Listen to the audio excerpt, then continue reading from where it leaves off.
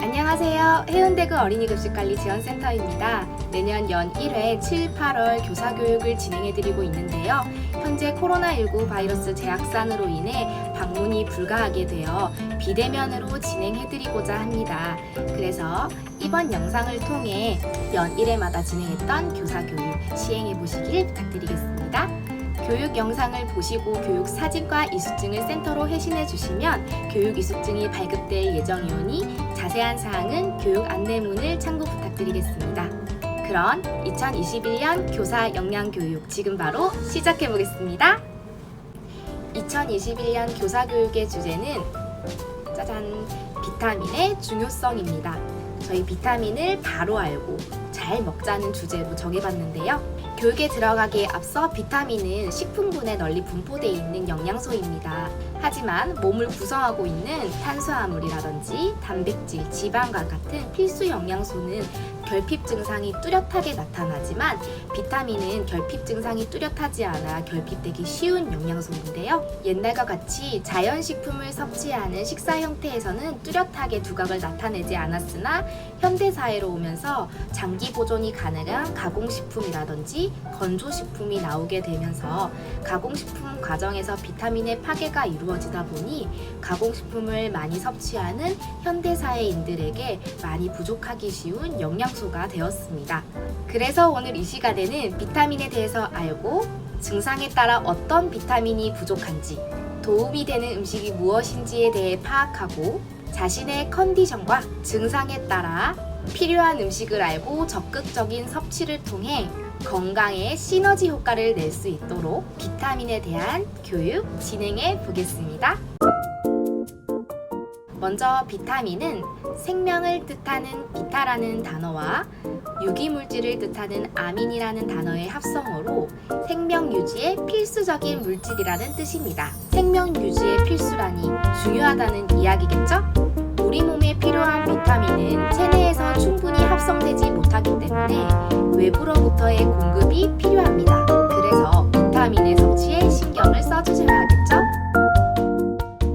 비타민은 두 가지의 성질로 나뉘게 되는데요. 물에 녹는 성질인 수용성 비타민과 기름에 녹는 성질인 지용성 비타민으로 나뉩니다. 수용성 비타민은 다들 많이 알고 계시는 비타민 B군, 그리고 비타민 C. 지용성 비타민은 비타민 A, 비타민 D, 비타민 E, 비타민 K가 있습니다. 이 비타민 두 가지의 차이점은 수용성 비타민은 물에 녹는 성질이기 때문에 소변으로 배출되어 자주 섭취해야 하는 비타민입니다. 지용성 비타민은 기름에 녹는 성질이기 때문에 수용성 비타민처럼 소변을 통해 배출되지 않고 사람의 지방이나 간에 축적되어 과잉으로 섭취할 경우에는 독성을 일으킬 수 있어 섭취에 유의해야 합니다. 그렇다면 이 비타민은 하루에 얼마나 섭취해야 될까요? 비타민의 섭취 기준의 중요성에 대해서 알아보겠습니다. 보통 식품을 사시면 하루 권장 섭취량의 몇 퍼센트 이렇게 많이 보셨을 거예요. 권장 섭취량이라는 것은 예를 들어 건강한 사람 100명 중 97명에서 98명이 필요로 하는 영양소의 수치값입니다. 그래서 우리는 내 성별과 나이에 맞는 권장 섭취량을 기준으로 해서 섭취를 해주셔야 합니다. 저희가 보내드린 교육 자료에 보시면 QR코드가 있으실 거예요. 본인의 연령에 맞는 권장 섭취량을 보실 수 있도록 표를 업로드해 놓았으니 참고하셔서 본인의 나이와 성별에 맞는 권장 섭취량을 확인해 보시길 바랍니다.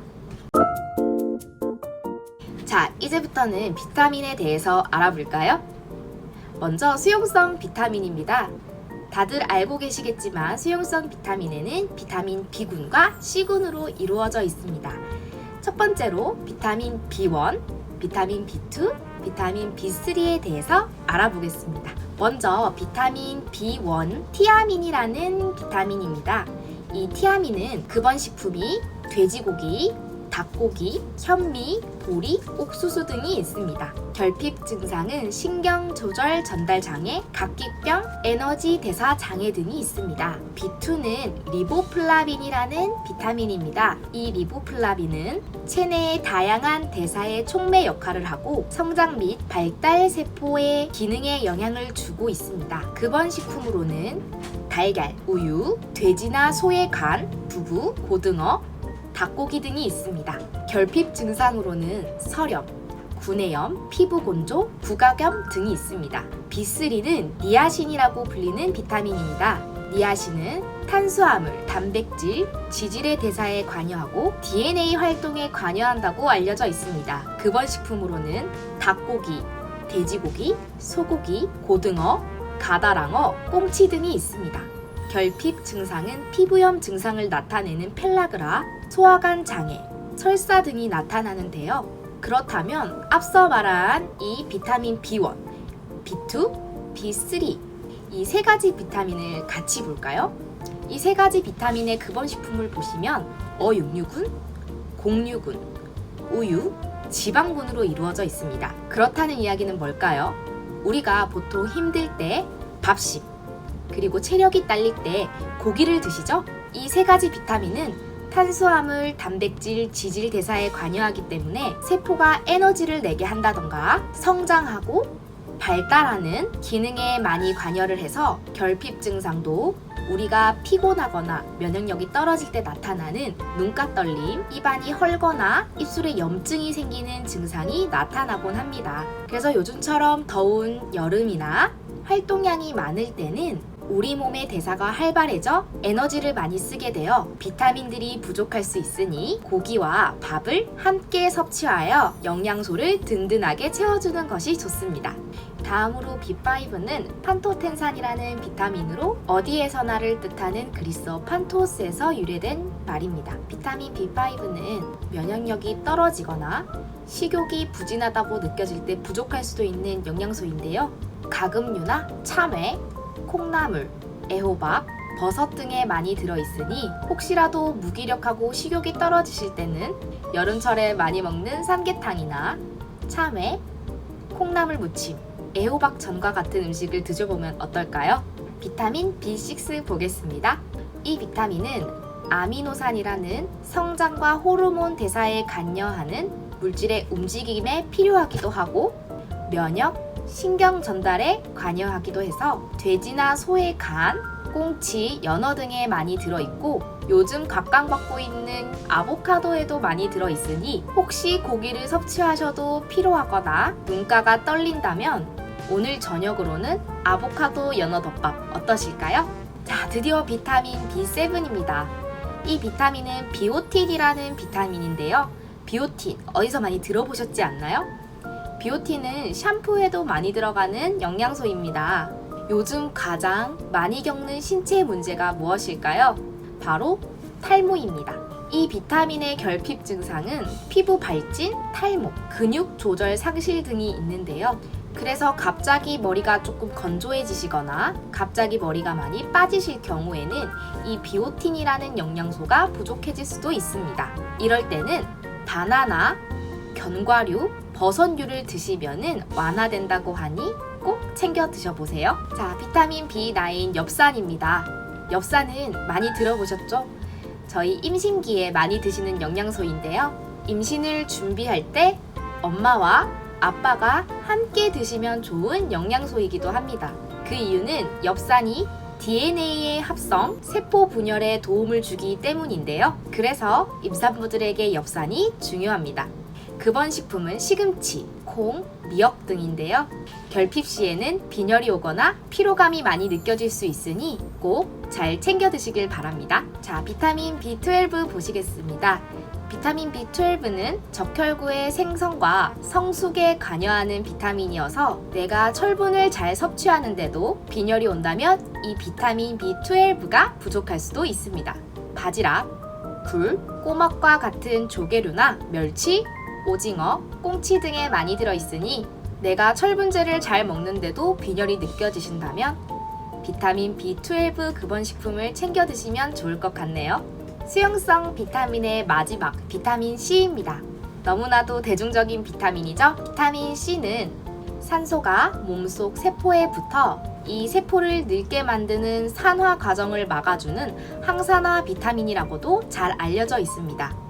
또한 콜레스테롤을 감소시켜주고 철분 흡수 및 면역 작용에도 관여해서 아주 좋은 비타민입니다. 결핍 증상은 입안에서 피가 나거나 피로감, 우울증, 상처 치유가 지연되는 증상이 나타나기도 합니다.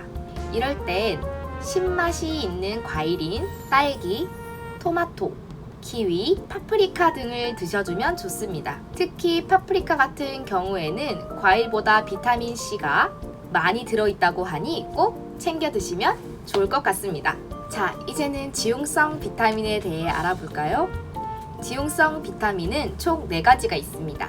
비타민 A, 비타민 D, 비타민 E, 비타민 K로 이루어지는데요. 먼저 비타민 A입니다. 비타민 A는 중점 능력이 시력 강화에 있습니다. 결핍 증상이 야맹증, 안구 건조증 등 눈 건강과 관련된 증상이 나타납니다. 그래서 눈이 갑자기 건조해지거나 밤에 잘 보이지 않으시다면 이 비타민 A가 결핍됐을 수도 있습니다. 그럴 경우에는 급업식품인 당근, 시금치를 잘 챙겨 드시면 좋습니다. 두 번째 비타민은 비타민 D입니다. 비타민 D는 체내 칼슘 대사를 조절하고 뼈 건강에 관여한다는 기능을 가지고 있는데요. 그래서 결핍 증상이 등이 굽는 구루병, 골다공증, 골연화증 등이 있습니다. 이 비타민의 특이점은 햇빛을 통해 피부로 흡수가 가능하다는 점인데요. 야외에서 적절한 활동 시 몸에 충분한 비타민 D가 형성된다고 합니다. 하지만 요즘처럼 너무 더워 바깥 활동이 힘들거나 부족해지기 쉬울 때는 결핍되기 쉬운 영양소이기 때문에 급원식품인 연어, 고등어, 꽁치, 조기를 좀 더 잘 챙겨 드시면 좋습니다.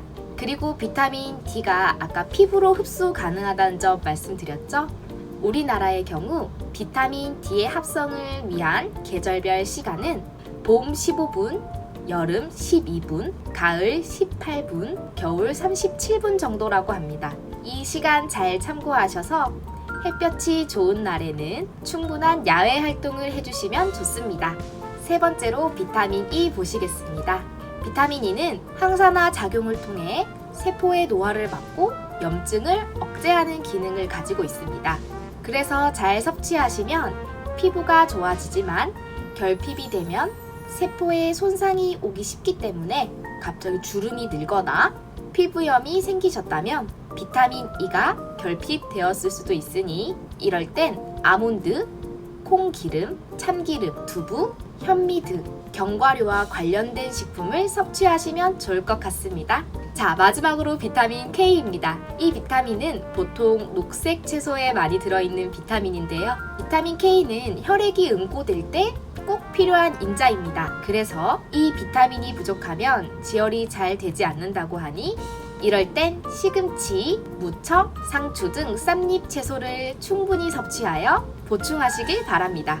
이렇게 비타민의 종류에 대해 알아보았습니다. 섭취가 중요하긴 하지만 굉장히 약해서 공기나 금속, 물, 열, 알칼리 등에 파괴되기 쉬운 영양소입니다. 지금부터 비타민을 지키는 조리 방법에 대해서 알아보겠습니다. 비타민은 씻고 전처리하는 과정 및 용기와 공기에 접촉하는 과정에서 계속적으로 파괴되기 쉬운데요. 이 비타민을 지키려면 어떻게 해야 할까요? 먼저 비타민 A, 비타민 E, 비타민 C는 공기에 접촉되어 파괴되기 쉬운 영양소입니다. 그래서 생채소는 되도록이면 전처리 과정 후 단시간 내에 섭취하는 것이 좋습니다. 그리고 금속에 의해 파괴되기도 쉽기 때문에 아연, 철, 구리와 같은 조리도구보다는 스테인레스를 이용한 조리도구가 좋습니다.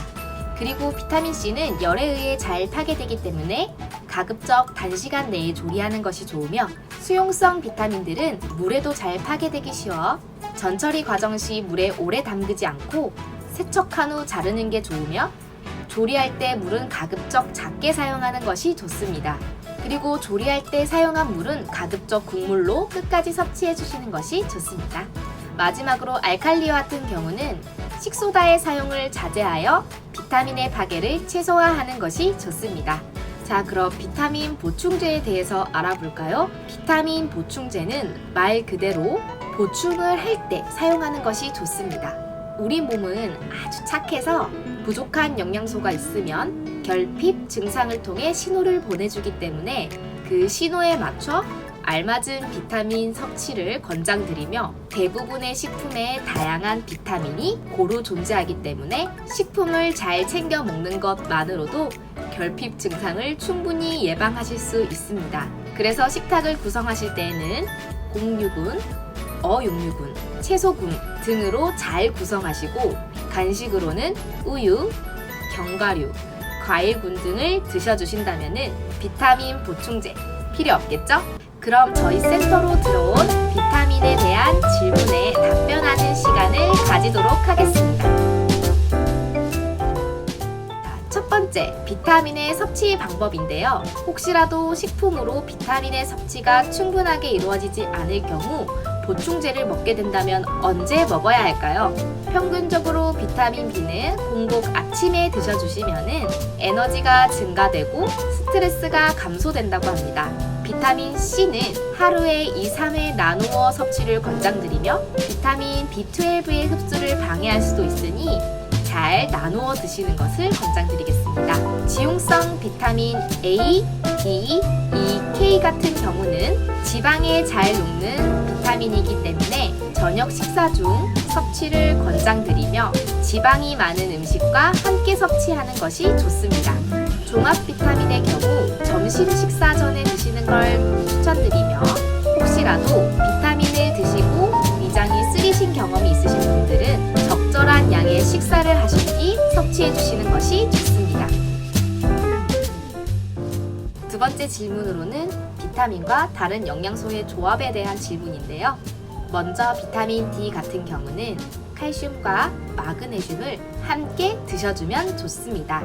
칼슘의 흡수를 도와주는 비타민 D가 활성되려면 마그네슘의 작용이 필요하기 때문에 비타민 D와 칼슘, 마그네슘은 함께 드셔주면 좋은 영양소입니다. 비타민 C 같은 경우는 먼저 철분과 함께 드셔주시면 좋은데요. 비타민 C는 철분을 체내에 흡수되기 좋은 형태로 바꿔주는 역할을 하기 때문에 이 두 가지를 함께 섭취해 주시는 것이 좋으며 비타민 C는 또 비타민 E와 함께 섭취해 주시면 좋습니다. 비타민 C가 비타민 E의 항산화력을 유지하는 역할을 도와주기도 하기 때문입니다. 그래서 함께 드셨을 경우에는 항산화력이 올라갑니다. 마지막으로 비타민 E, 오메가에 관련된 이야기입니다. 비타민 E와 오메가3도 함께 드셔주시면 좋은 영양소인데요. 오메가3는 오메가3 지방산이라고 해서 기름 성분입니다. 이 기름 성분은 빛이나 공기, 열에 의해 산패되기 쉬우나 비타민 E가 이러한 산패작용을 막아주기 때문에 함께 드셔주시면 좋습니다. 자, 이렇게 오늘은 비타민에 대해 알아보았습니다. 비타민 알고 보니 여러 가지 기능을 하고 있죠? 하루에 정해진 만큼 골고루 삼시세끼 잘 챙겨 드신다면 어렵지 않게 비타민의 섭취가 가능하니 비타민 결핍 증상 잘 예방하실 수 있을 겁니다. 그리고 오늘 배우신 내용을 토대로 아이들과 교육 시간에 활용을 한다면 비타민 A와 같은 경우는 눈에 좋다고 했죠?